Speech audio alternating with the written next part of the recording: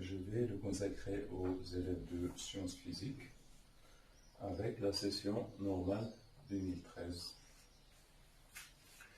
Donc, j'invite les élèves de SPT ou bien de sciences maths, s'ils ont des lacunes, de bien profiter de cette vidéo. Donc, vous pouvez télécharger l'épreuve directement sur Internet, ou bien vous trouverez le lien sur la description. Cette partie de chimie constitue de deux parties. La première partie est consacrée aux électrolyses des solutions, donc qui ne fait pas partie de l'examen national de cette année. Donc on se contente de la deuxième partie. La première partie une solution d'ammoniac, l'étude d'une solution d'ammoniac, et l'autre partie d'un dosage d'une solution d'ammoniac. Donc, bismillah. Je vous donne ici la solution d'ammoniac qui est caractérisée par donc, le couple N H4 plus AQ N H3 AQ de pKa est égal à 9,2. Une solution de concentration Cp est égale à 2, 10-2 mol par litre, il a un volume V, et le pH est égal à 10,75. On vous donne aussi KE qui est égal à 10 moins 14. Donc la réaction, on vous donne aussi la réaction, la dissociation de NH3 dans l'eau qui donne NH4+, AQ plus H en moins AQ. Et on vous demande de déterminer le taux d'avancement final. Donc le taux d'avancement final, on aura besoin d'un petit tableau d'avancement.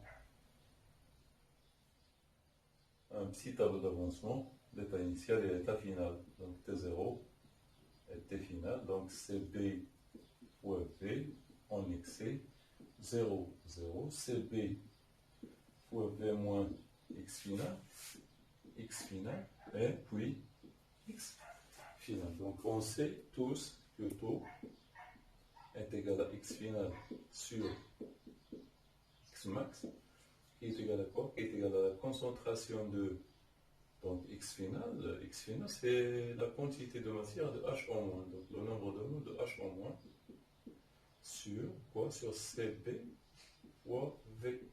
Donc elle est égale à quoi? La concentration de H en moins fois V sur Cp fois V, donc qui est égal à H en moins sur Cp. Donc c'est l'expression de taux en fonction de concentration. Oui, mais on n'a pas de H en moins. Par contre, on a le KE. Donc taux à quoi est égal? C'est KE sur H3 au plus sur CB qui est égal à KE sur CB fois 10 à la puissance moins pH qui est égal directement à KE sur CB fois 10 sur CB fois 10 à la puissance pH. Donc c'est l'expression de taux en fonction des données. Donc l'application numérique, donc taux est égal à 10 moins 14 fois 10 à la puissance 10,75 sur 2, 10 moins 2. On trouve taux à peu près est égal à 2,8, 10 moins 2 qui est sensiblement égal à 3%. Donc ce résultat indique que parmi 100 molécules de NH3, seulement 3 molécules qui se dissocient selon la réaction écrite là. Donc N2, exprimer le quotient de la réaction en fonction de Cp et tout. Donc QR à l'équilibre, à quoi est égal en fonction de Cb et tout. Donc QR à l'équilibre à quoi est égal? Elle est égale à N H4 plus fois H en moins sur NH3. Alors vous voyez ici les remarques que je vous ai données l'autre fois, que QR n'est pas égal à Ka. Pourquoi? Parce que QR dépend de la réaction. Avant d'écrire QR, il faut regarder la réaction. Donc c'est le produit des concentrations des produits sur le produit des concentrations des réactifs à des puissances près. Mais Ka, attention, Ka, elle dépend du couple. Par exemple, le couple qu'on a ici, on a NH4 plus NH3. Alors Ka, toujours c'est la base à moins fois H3 plus sur AH. Donc ici c'est quoi la base? C'est NH3 fois NH fois H3 plus toujours sur NH4 plus. Vous voyez, c'est pas la même chose. Faites attention s'il vous plaît. Donc on continuera. Donc en fonction de tout. Voilà. On a H en moins est égal à NH4 plus est égal à quoi? Est égal à, donc on a ça, donc il est égal à taux fois Cb et NH3 est égal à quoi? Est égal à Cb fois V moins X final sur V. Donc il est égal à Cb moins X final sur V qui est égal à Cb moins H en moins. Donc NH3 est égal à Cb moins Cb fois taux qui est égal à Cb facteur de 1 moins taux. Donc QR à l'équilibre, à quoi est égal? Est égal à Cb fois taux au carré sur 1 moins taux. Attention, cette relation aussi n'est pas toujours à prendre. Donc, calculer sa valeur. Donc, QR à l'équilibre, donc il est égal à 2, 10 moins 2, fois quoi? 2, 10 moins 2, fois taux, donc c'est 2,8 10 moins 2 au carré sur 1 moins 2,8 10 moins 2, on trouve QR à l'équilibre sensiblement égal à 1,6 10 moins 5. Donc 1,3.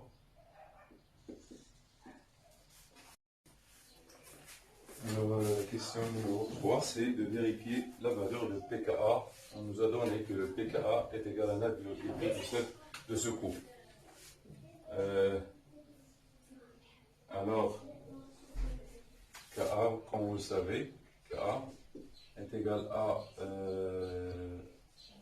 la base NH3 fois H3 au plus sur l'acide, sur NH4+. Donc, quand vous voulez soit calculer NH3 et H3+, et NH4+, oui, vous faites le calcul, ou bien il y a une astuce ici qui est égale à NH3 fois KE sur NH4+, fois H3 fois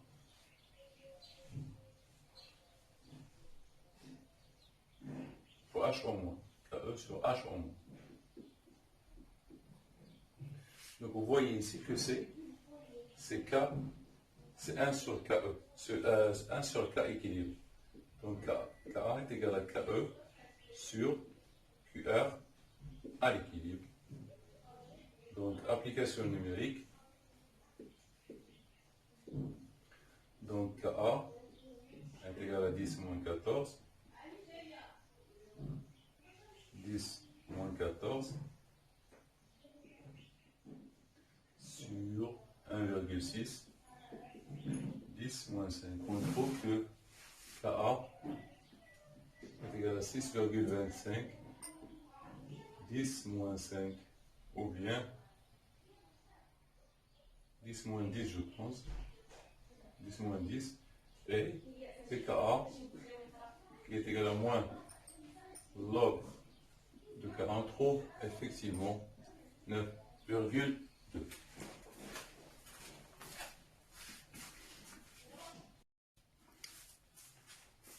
Alors la deuxième partie c'est l'étude d'une solution d'ammoniac par une solution d'acide chlorhydrique. Écrire l'équation chimique modélisant le dosage. Donc le dosage, donc c'est NH3 AQ qu'on dose avec l'acide chlorhydrique, c'est-à-dire contient le couple H3O plus H2O. AQ qui donne NH4 plus AQ plus H2O. C'est simple. Deuxièmement, la courbe de la figure est numérique. Donc, déterminer les coordonnées VAE et PHE. Donc, le point E d'équivalence, c'est la question 2,2. Ici, c'est 1,1. Le VB. Donc, le VBE, c'est 22,4.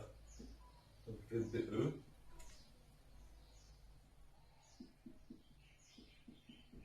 Égal à VAE,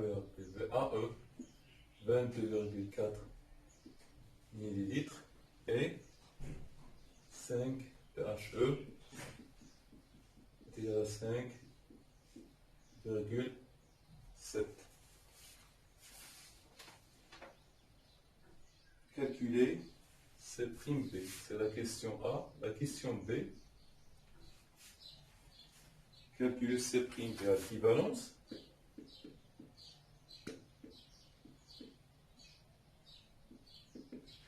On a CA fois VAE qui est égal à CB fois VB, car la solution dosante dans ce cas, c'est la solution acide. Donc, on cherche quoi?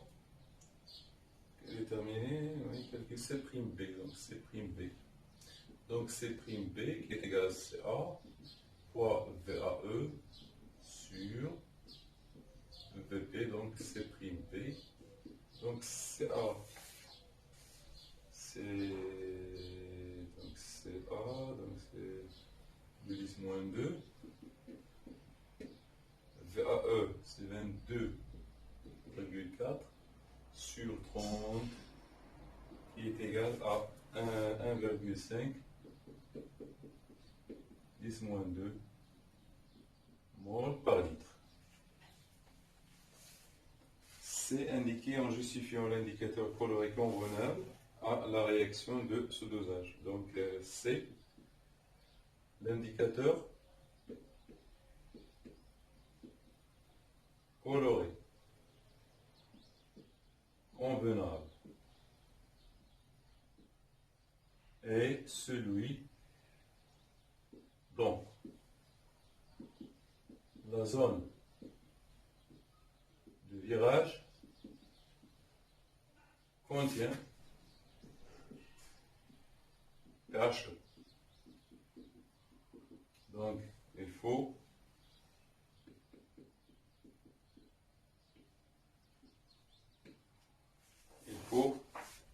encadrer le pH dans une zone de virage. Donc c'est 5,7. Donc c'est le rouge de Cresol. Il est compris entre 5,2 et 6,8. Donc c'est le rouge de Cresol. Le rouge de chlorophénol.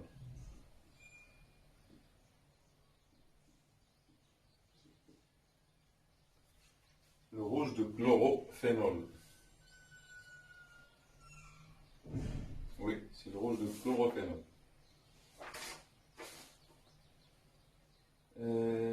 Indiquer un justifiant, oui, donc D. Pour la question D. Déterminer le volume VA1. Donc on cherche VA1 d'acide chlorhydrique qu'il faut ajouter pour que NH4+ est égal à 15 NH3. Donc c'est facile. On a toujours pH, donc pH1 est égal à toujours pH est égal à pKa plus log de quoi? Log de la base NH3 sur l'acide. Sur NH4+, vous avez cette formule. Donc pH1 pour que NH4+ 1 est égal à NH3. Donc pH1 est égal à pKa toujours, pKa ne change pas, plus log de NH3 1 sur NH4+ 1. Donc pH1 est égal à pKa plus NH3, donc 15, donc N,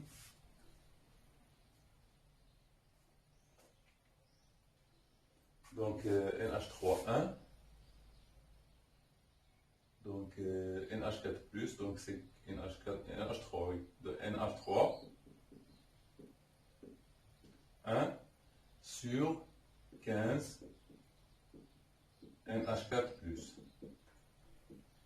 Donc on simplifie par qui est égal à pKa plus log de 1 sur 15, ou bien pH1 qui est égal à pKa moins log de 15. Donc pH1 sensiblement égal à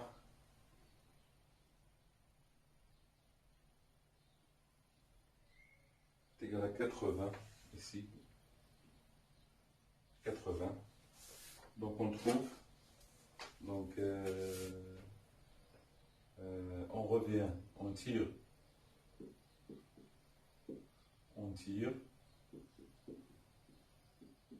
V à 1 correspondant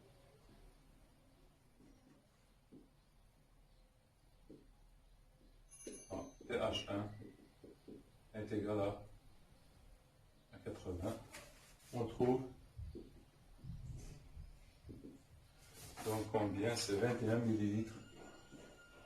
On trouve V à 1 est égal à 21 millilitres.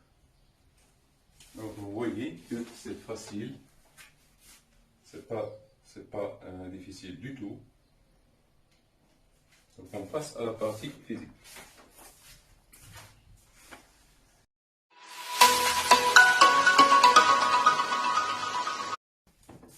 On passe à la partie sur les ondes.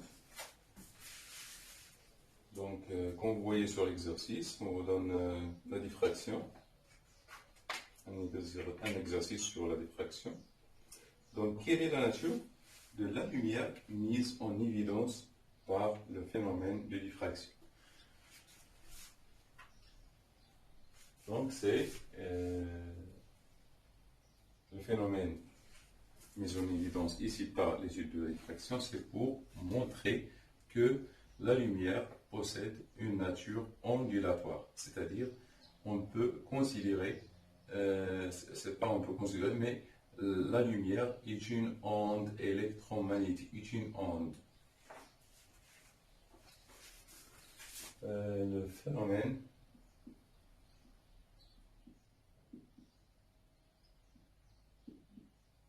mis en évidence par la diffraction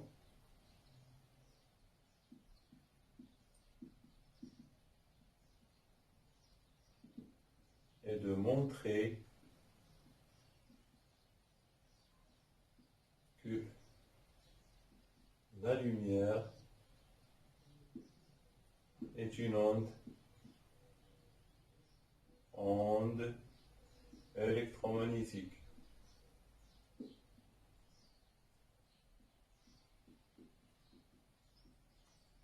Est une onde électromagnétique. Deuxièmement, exprimer la longueur d'onde lambda en fonction de d. Donc vous voyez que θ est égal à lambda sur A, qui est égal à quoi? Est égal à L sur 2D. C'est très simple ici, c'est très simple. Donc vous avez ici, voilà, la fente A,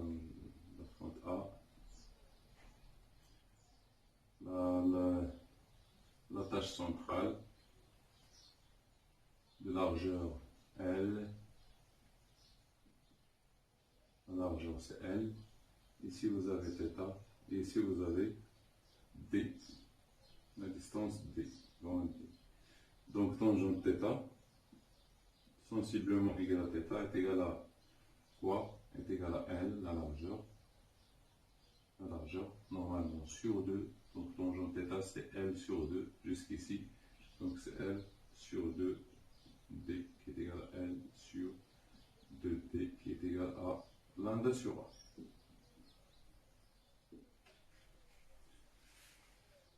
Voilà la deuxième question. On mesure la longueur L de la frange centrale pour différents fils fins. Les résultats obtenus permettent, oui, de tracer une courbe en fonction. Donc L en fonction, on a une courbe, 1, 3, on a L en fonction de 1 sur A. Donc il faut écrire 7. Il faut écrire à partir de cette relation. À partir de cette relation, donc on peut tirer ici, voilà, lambda en fonction, voilà lambda. Donc lambda qui est égal à A fois L sur 2D. Donc à partir de cette relation, il faut trouver la relation entre L et 1 sur A. Donc L à quoi est égal? L à quoi est égal? Est égal à 2 d lambda sur A. L est égal à 2d lambda sur A. On peut l'écrire de cette façon. 2d lambda fois 1 sur A pour faire montrer L en fonction de 1 sur A. Donc L en fonction de 1 sur A, L en fonction de 1 sur A est une droite de pente de D lambda. Donc ce forme, donc on peut écrire ce forme est égal à K fois 1 sur A de pente de D lambda. La pente K est égale à 2D lambda. De pente K est égal à 2D lambda. Donc pour trouver lambda, il suffit de trouver la pente. Donc 2D lambda, donc K à quoi est égal? K est égal à quoi? Attention au calcul, attention aux unités. K c'est une pente, donc on peut trouver par exemple 28 sur 4, donc 28 en millimètres, donc c'est 10 moins 3 sur A en millimètres, 1 sur A en millimètres moins 1. Donc attention, faites attention ici, 1 sur A qui est en millimètres moins 1. Donc A en millimètres, mais 1 sur A en millimètres moins 1. Donc sur 4 fois 10 à la puissance 3. Donc vous avez ici 1 sur A. Donc 1 sur A en millimètres moins 1. Et A en millimètres. Donc ici 1 sur A en millimètres moins 1, c'est-à-dire 1 sur 4, 10 à la puissance 3. Donc ça vous donne 4, 10 moins 1 sur 4 fois 10 à la puissance moins 3. Donc 1 sur 4, 10 à la puissance 3 ici. Donc c'est 28 sur 4, ça vous donne 7. 10 moins 6. Donc c'est la pente, on peut tirer lambda. Donc lambda à quoi est égal? Lambda est égal à K sur 2D. Donc c'est 7, 10 moins 6, toujours en mètres ici, sur 2 fois D c'est 5,54. 10, donc c'est ça. Donc lambda est à peu près égal à, on trouve lambda à peu près est égal à 6,3 31 10 moins 9 mètres 10 moins 7 mètres, ou bien lambda est égal à 631 nanomètres. La deuxième question, on fait, ou bien oui, on fait la deuxième question, on refait la même expérience en fixant un cheveu exactement à la place du fil. La mesure de la largeur de la tâche centrale dans L' est égale à 42. Donc, vous avez ici directement, vous référez à la courbe. L' est égal à 42. Est égal à 42 mm. Implique fois 1 sur A. À quoi est égal? 1 sur A est égal à 6 mm moins 1. Donc A, à quoi est égal A?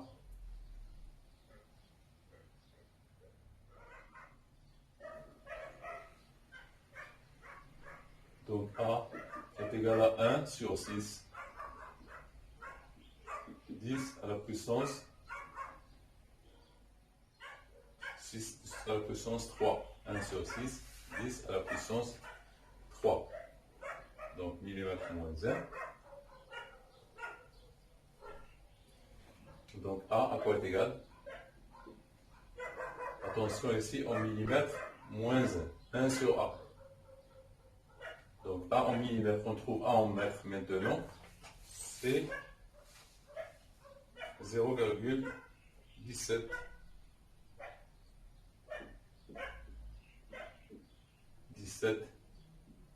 millimètres. 0,17 millimètres. Donc on a fini cette. Attention, il y a une question que je n'ai pas répondu sur calculer en MEV l'énergie E du photon correspondant. Vous n'avez pas vu le photon, ne cassez pas la tête avec.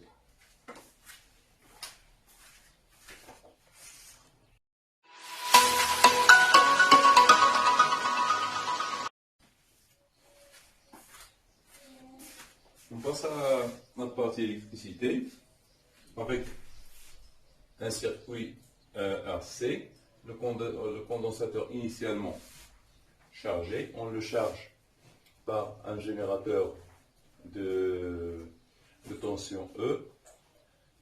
Quand on bascule K vers la position 1, le condensateur se charge. Une fois chargé, on bascule à T est égal à 0, K vers la position 2. Donc, on sait bien que UC de 0 est égal à E, c'est-à-dire le condensateur est chargé initialement. Donc quand on bascule K vers 1, Donc, ce circuit ne travaille pas. Donc, le condensateur se charge à travers le générateur E jusqu'à la charge E, jusqu'à U7 égale à E. Puis, à T est égal à 0, on bascule K vers 2. Donc, le condensateur se décharge, donc, R. Établir l'équation différentielle, donc, nous, ce qui nous concerne, c'est la partie 2 ici. Donc, on a ici UC,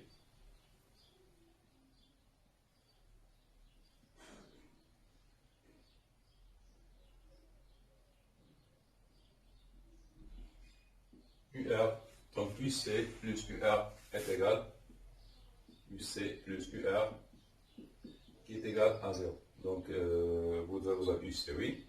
Donc, UC plus RI est égal à 0 ou UC plus RC DUC sur DT qui est égal à 0. Car I est égal à DQ sur DT qui est égal à C DUC sur DT. Voilà. Donc, c'est l'équation différentielle qu'on cherche. Soit vous la laissez comme ça, soit vous divisez par RC, vous obtenez UC sur DT plus 1 sur RC UC est égal à 0. Vous voulez établir l'expression de taux pour que UC, voilà, c'est 1, 2, UC de T, qui est égal à U max exponentielle de moins T sur taux, soit solution de l'équation différentielle. Donc, DUC sur DT, à quoi est égal? Est égal à moins U max sur taux exponentielle de moins T sur taux. On remplace. Donc, moins U max sur taux exponentielle de moins T sur taux plus 1 sur RC fois U max. Donc, U max exponentielle de moins T sur taux égale 0. On factorise par U max exponentielle de moins T sur taux, facteur de quoi? De moins 1 sur taux plus 1 sur RC est égal à 0. Donc, cette partie est égale à 0, ce qui implique que taux est égal à RC. Montrer que la capacité du condensateur est égale à 1 nanofarad. Donc, vous avez ici deux solutions. Soit vous tracez, on ne vous a pas tracé la tangente, UC en volt. On ne vous a pas tracé la tangente, on vous a donné tout simplement la courbe de décharge. On ne vous a pas donné la tangente à T égale 0 pour déterminer donc, la tangente. Si on vous donne la tangente, c'est simple. Voilà, elle se coupe avec T est égal à l'infini ici. Mais on peut travailler avec UC de taux. Dans ce cas, il est préférable de travailler avec UC de taux qui est égal à 0, donc UC de taux c'est quoi? C'est U max. Ici c'est U max. Voilà. C'est U max fois exponentielle de moins T de moins taux sur taux. Qui est égal à U max exponentielle de moins 1. Donc UC de taux, on trouve qui est égal à 0,37 U max. Donc ici U max à quoi est égal? U max, elle est égale à 2,5 volts. Donc 0,37 U max à quoi est égal? Je vais faire les calculs.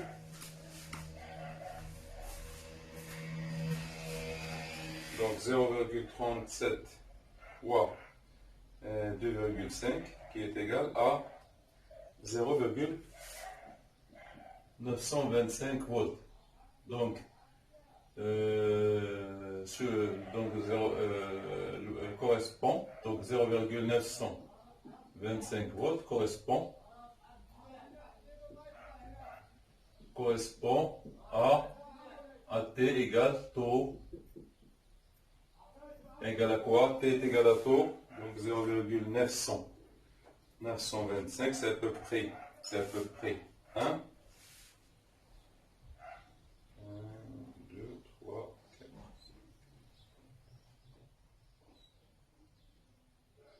C'est à peu près égal à 1 milliseconde. On trouve 1 milliseconde. Donc, montrer que la capacité, donc taux est égal à RC, donc C est égal à taux sur R. Donc, c'est 10 moins 3 sur R qui est égal à 10 à la puissance 6. Donc, C est égal à 10 moins 9 farad, qui est égal à 1 nanofarad. 1 nanofarad.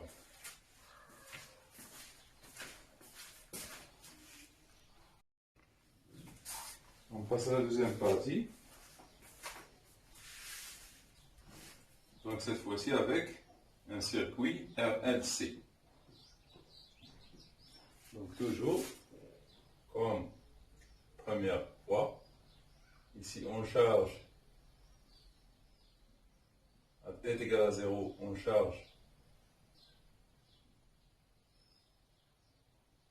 ici L, une bobine. Donc on charge C et à t est égal à 0, à t est égal. Donc après que le condensateur soit chargé, donc voilà, ici c'est ce circuit qui travaille. Alors elle se charge à travers le générateur jusqu'à atteindre UC est égal à E. Puis on bascule T à t est égal à 0, on bascule K. Donc UC de 0 est égal à quoi? Est égal à E, tout simplement. Donc vers la position 2. Donc ici on a une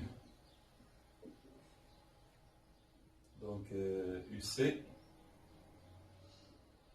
et UB. Donc UB plus UC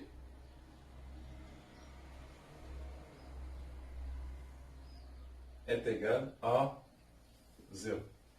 UB, la bobine possède une résistance, donc c'est L dI sur dt plus RI plus UC est égal à 0.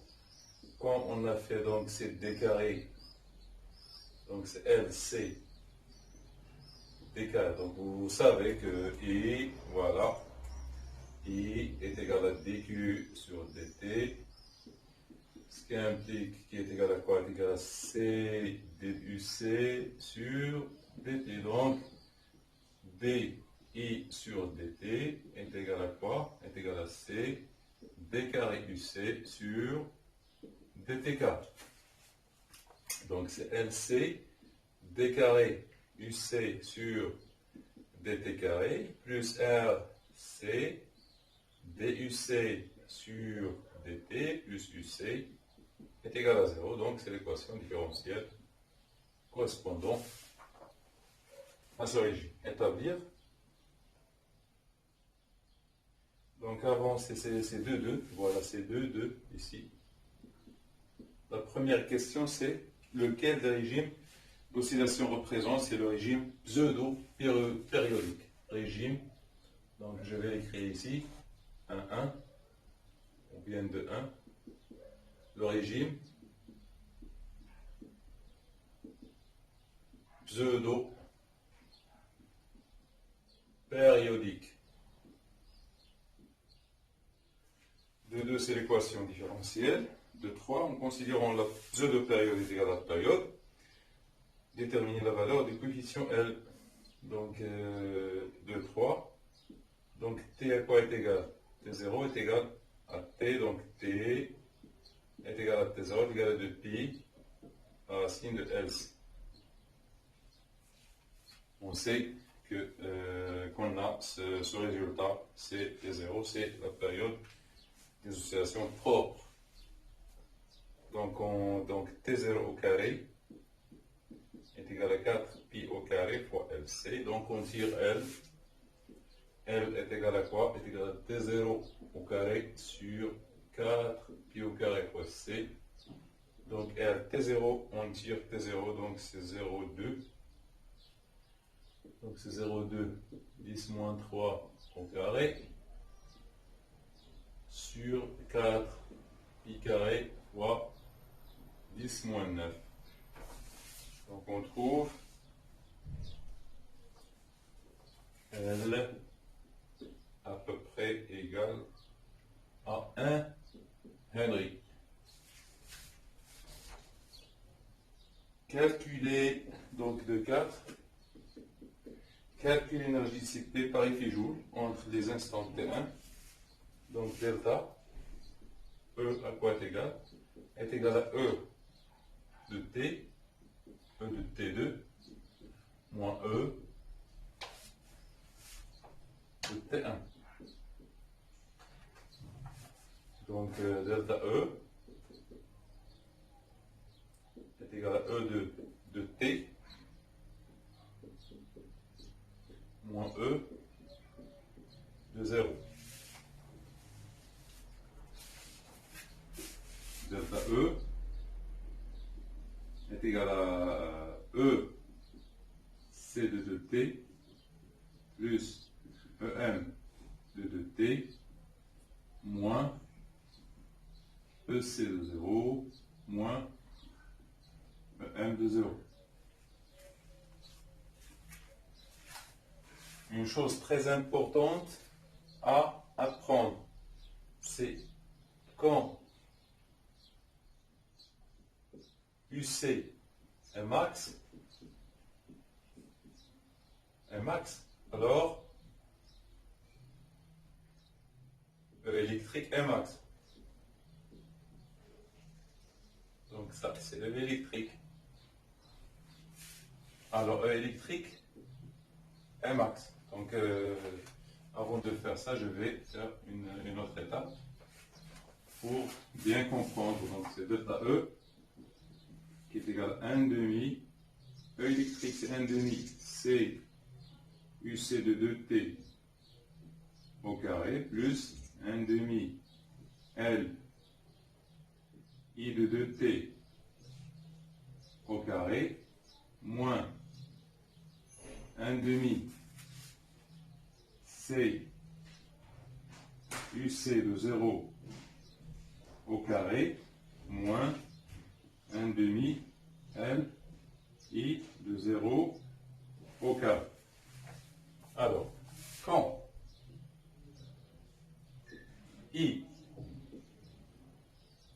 UC est max,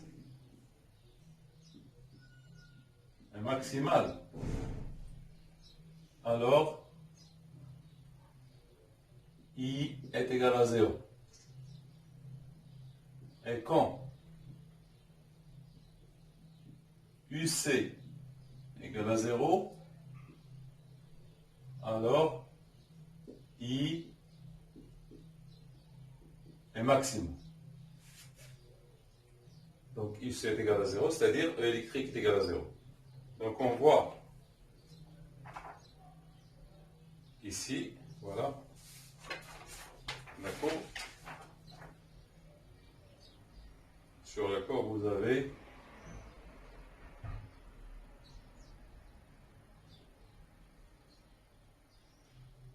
voilà de T. Donc T de T, voilà, et 0. Donc ici à 0, UC de 0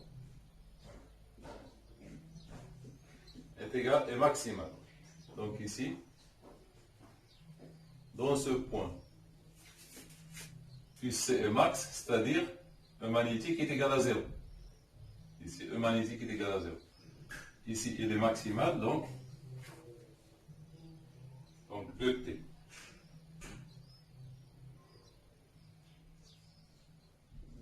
Et 2T.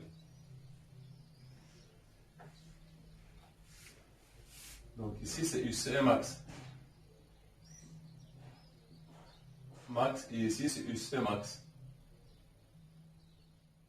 Donc dans ces deux points, dans ce point et dans ce point, on a UC max.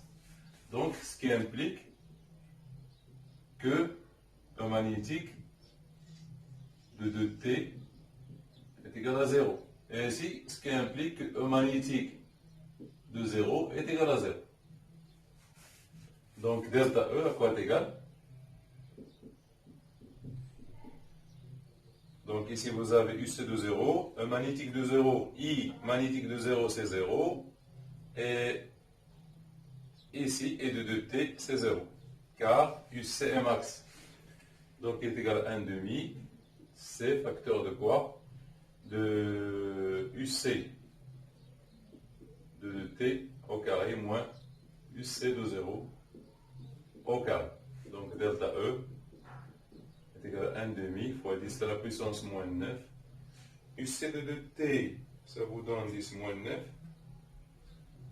2, 10 moins 9. Donc 2, 10 moins 9. 1, 2. Donc c'est Q. Donc c'est Q. Donc c'est 2C, voilà, je vais faire ici sur 2C, ici c'est Q, et ici c'est Q. 2, 10 moins 9, donc sur 2, 1 sur 2, 10 moins 9. Donc Q au carré, donc c'est 2, 10 moins 9, moins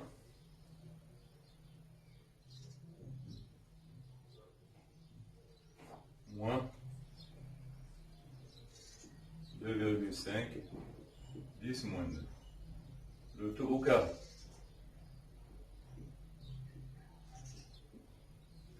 Le tout au carré. Donc ici, qui dit UC, ou bien je vais ici, qui dit UC max, c'est-à-dire Q et max. UC et max, on parle en termes de UC ou bien de Q, c'est la même chose, car Q est égal à C fois UC. Ils sont proportionnels. Donc moi, j'ai écrit UC, mais il est préférable de travailler avec Q. Donc UC, UQ, UC ou Q. Donc ici, c'est 1 sur 2C, 1 sur 2C, 1 sur 2C, fois Q, A de T, 1 sur 2C, fois Q, de 0 au carré. C'est la même chose.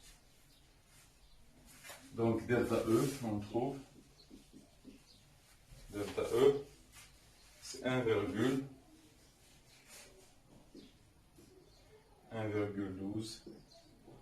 10 moins 9 joules.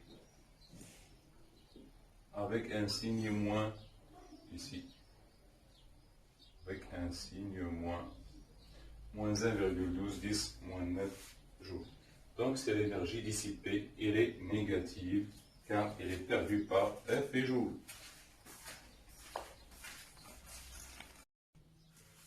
La partie démodulation. Quel est le rôle de la partie 3? La partie 3, il s'agit d'un filtre passe-eau. La partie 3 sert à éliminer la composante continue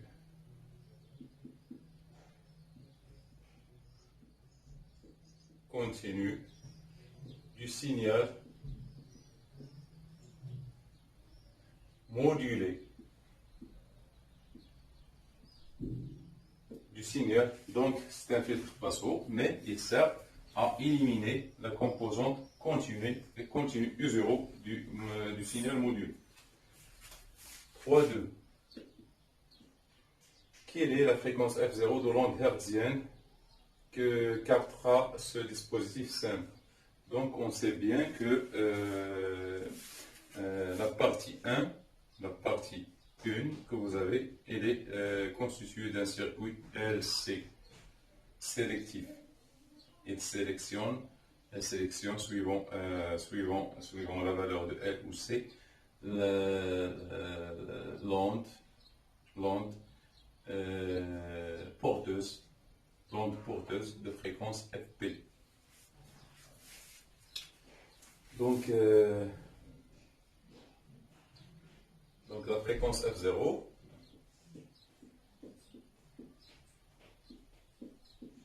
correspond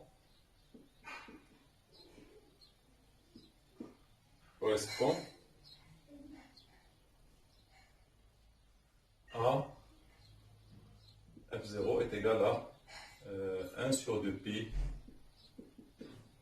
la racine de L1 fois C. Elle correspond à la fréquence de la porteuse. Il faut régler la fréquence du circuit sélectif sur, ça c'est la fréquence de la porteuse, et celle-là c'est la fréquence du circuit sélectif, donc L1, qui a L1. Donc il faut que la fréquence de la porteuse s'accorde avec la fréquence de l'antenne. Donc F0 à quoi est égal 1 sur 2 pi fois la racine de quoi L1 c'est 1,1 10 moins 3. C'est, je pense, c'est 1 fois 10 à la puissance moins 9. 10 à la puissance moins 9. Donc F0 qui est égal à 151,7 fois 10 à la puissance 3 Hz. 3. On obtient une bonne détection de crête en utilisant un condensateur de capacité C2, oui, et un condensateur ohmique de résistance R2. Donc la condition de bonne modulation, démodulation, la condition de crétage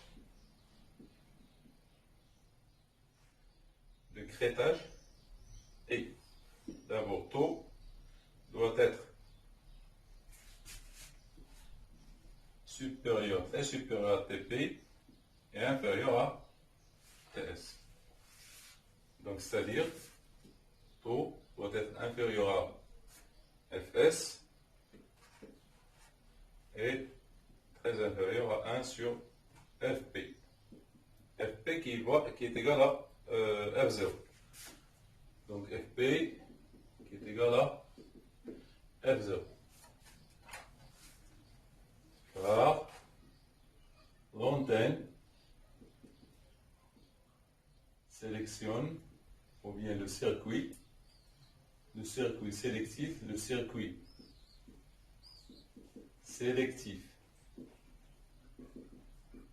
LC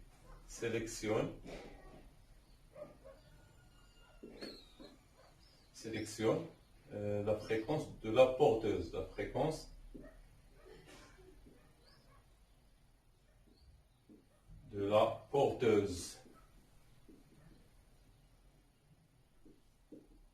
F. Donc, taux, donc R fois C2, donc c'est 1 sur Fp et 1 sur Fs, donc R, donc c'est 1 sur Fs fois C2, elle doit être supérieure, très supérieure à 1 sur Fp fois, donc sur F0, voilà, F0 fois C2.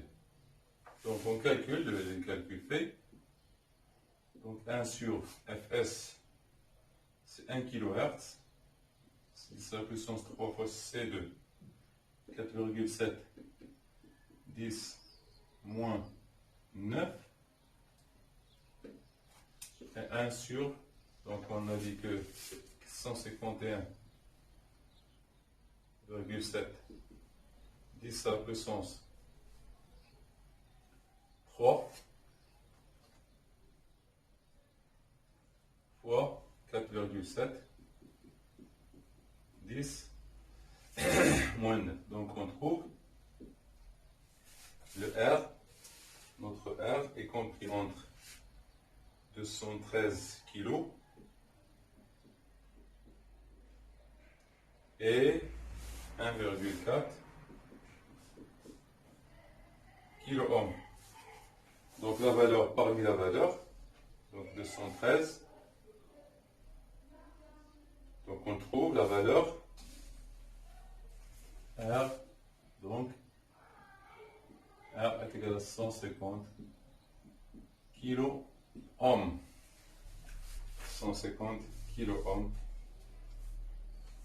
Donc pour avoir une bonne démodulation, il faut